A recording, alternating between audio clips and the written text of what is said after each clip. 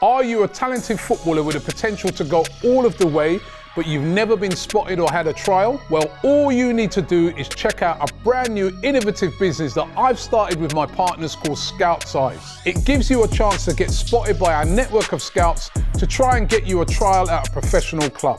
Scout Size places you in front of a professional scout who will assess your talent.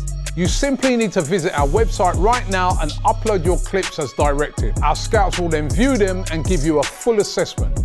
If you meet a certain criteria, your details will be sent to scouts at professional football clubs for them to come and see you play. It's as simple as that. So visit scoutsize.com right now and send in your clips, and a scout could be coming to watch you play at your next game.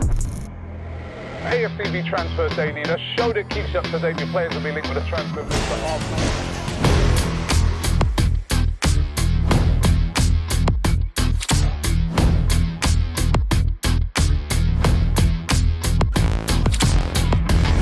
Hi and welcome along to AFTV Transfer Daily, the show that keeps you up to date with players that have been linked with a summer transfer move to Arsenal, and we've got some beautiful summer at the moment in the UK. Don't forget to use the code SE50 if you are an aspiring footballer. The link is in the description. Guys, Victor Gyokeres, when is this deal going to get done? You know what, right? I was speaking to at least 3-4 people yesterday and they were just like, is he coming, Robbie? Is he coming? I personally think this deal will get done, but it is getting messier and messier by the day. Victor Gyokeres supposed to return back to training today, but he has told the president of Sporting, I am not coming back to play for you. I am on strike. He's gone on strike, people. He is refusing to go back to train for Sporting. That day has arrived when he's supposed to return, and he has said, I am not going back to play, and I will never play for Sporting again, particularly under this president. He feels betrayed by what's gone on. There was an agreement in place for the amount that he could leave for. The president changed his mind on it, wants to maximize how much money he can get, and now Victor Gyokeres has gone on strike. He's also apparently informed all other suitors that don't even bother. I only want to go to Arsenal. This deal seems like it's only a matter of time. Sporting are in a real bad situation here because the player is refusing to play. He's going on strike. He's already agreed terms with Arsenal on a 5-year deal. He's agreed his wages of up to £200,000 a week. This is now crunch time. Who is going to break first? Arsenal are just waiting in the wings with their offer to Sporting. Sporting are playing hardball on their side, and the player is on strike. This is no good for anybody. Arsenal want to get him in, get him on pre-season tour, which takes place, from next weekend. That's when they leave to go. What is going to happen here? Who is going to blink first? This is those classic transfer messes that come out there. But definitely Gyokeres feels very betrayed by a club he's kind of stood by over the last couple of seasons when lots of clubs have wanted to, take him. He said, no, I'm staying. Even in January, he said to a lot of suitors, listen, I'm staying at Sporting to try and win them the league. In the summer, we'll decide then, but I'm staying at Sporting to try and win them the league. He stayed. He won them the league. Not just him, but his goals in particular were very significant.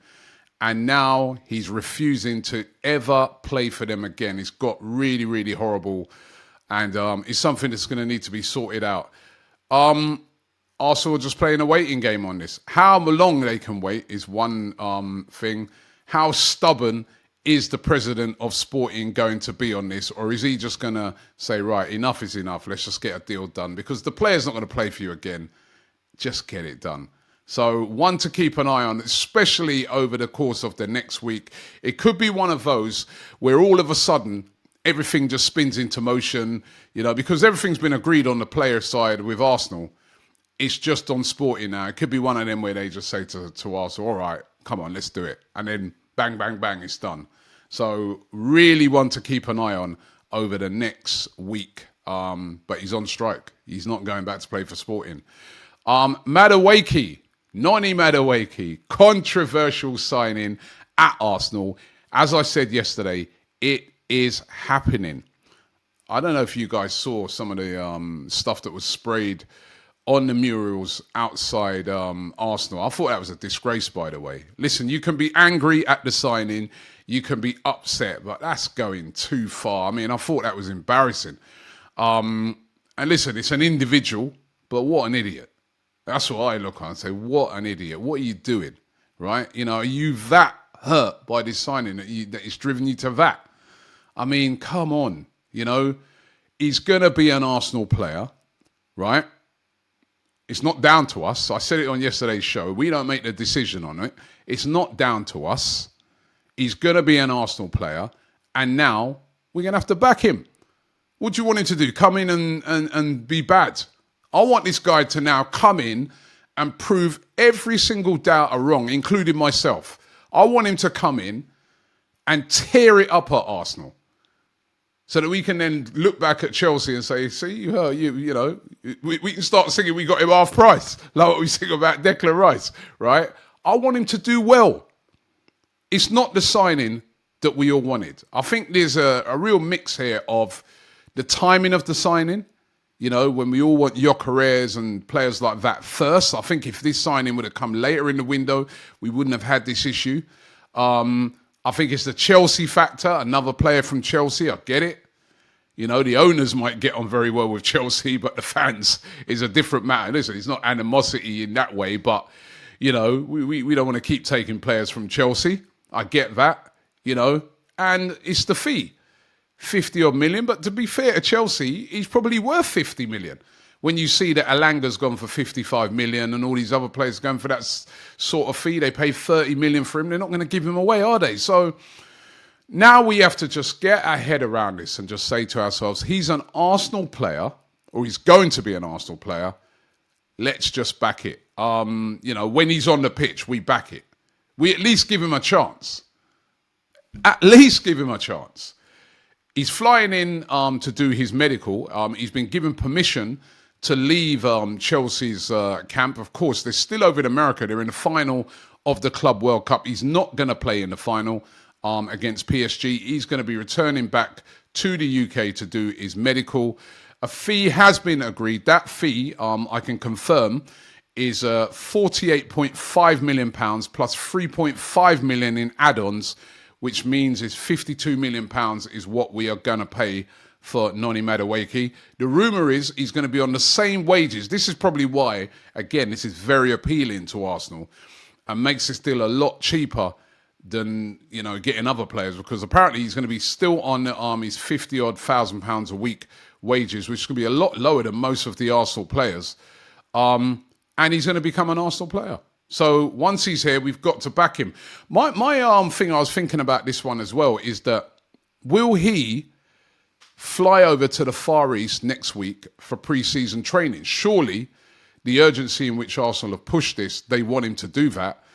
But effectively, he's had no rest. You know, the season finished for Chelsea. He's then had to go be out there for the past month of the Club World Cup because Chelsea have gone right to the end. How fit is he going to be? I mean, the guy could do it a rest.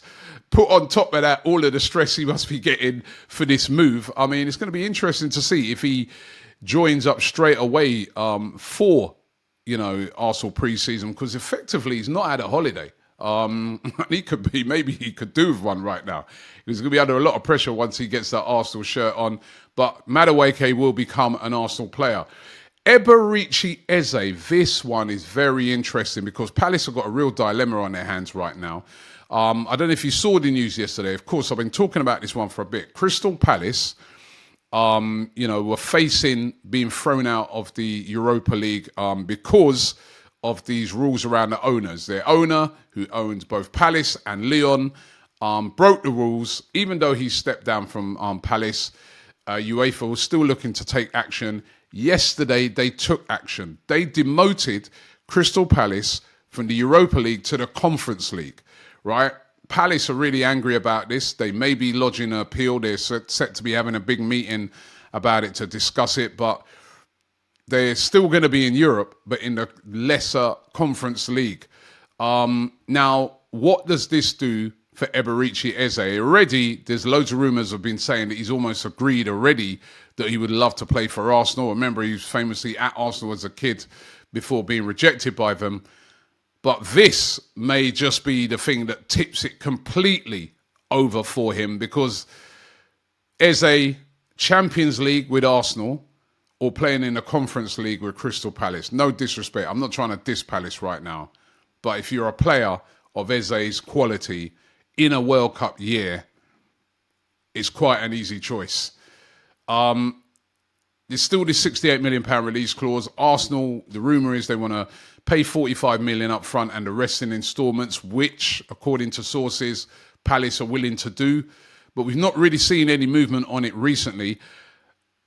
Is this going to tip it over and make Eze just say, right, listen, let's just get this done. It's time for me to leave. And also on this, does it delay negotiations? They've got a lot on their plate right now, Crystal Palace, with trying to get this sorted out. Does this actually delay getting Eze done? Listen, certainly Eze's a player that I would love to see come to Arsenal. He's Premier League ready as well. Makes perfect sense. I do think there's lots in this. It's one of the reasons why Spurs turned to Morgan Gibbs-White. By the way, that deal's a bit messy at the moment, isn't it? But they turned to Morgan Gibbs-White because Eze wants that Arsenal move. Let's wait and see how this one turns out. But certainly not good news for Palace on that front. And Rodrygo, real conflicting reports when it comes to Rodrygo. Here are just a few of them. Marca claiming today that Rodrygo wants to stay at Madrid and will only request a move will only move if he's asked to leave by Real Madrid. That's what they say. There are other reports that say Real Madrid will only try and get a transfer for him and that if he asked to leave. Then other reports are saying that Real Madrid want to sell him for £86 million. And another report says if he leaves, he only wants to go to Arsenal. Now, as you can see, lots of conflicting reports around Rodrygo. He's got a dilemma. His chances, we've just seen at the Club World Cup, 5 consecutive games on the bench. That's despite Mbappe being out and not fully fit for most of the games. He's got so many players fighting for those forward spots, Mbappe, Vinicius Jr., Arda Güler, Endrick. They've made new signings as well. What are his chances of starting on a regular basis for Real Madrid? Or is he just happy to stay at Madrid? Conflicting reports, as I said.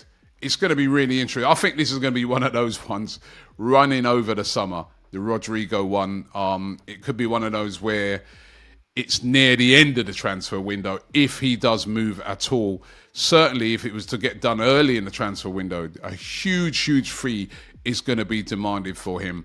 But again, we'll keep an eye on this situation throughout the window. I've got a question, actually, for everybody today. I want to do a poll on this, right? If you could choose only one of these two players, who would it be? Rodrygo or Eze? Say it comes down to the fact that you can only get one of these. Who do you want? Rodrygo on the left wing, superb player, could be a dire mover for Arsenal, or Eze can play attacking midfield, or he can do left wing. Again, Premier League ready, a player of real quality. If you want Eze, I want you to write choose Eze. Choose Eze if you want Eze. If you want Rodrygo, I want you to write choose Rodrygo. Yeah, choose Rodrygo. We're doing a poll on it and I'll let you know the results tomorrow. Those are the transfer rumours for today. Thanks for watching and I'll see you tomorrow.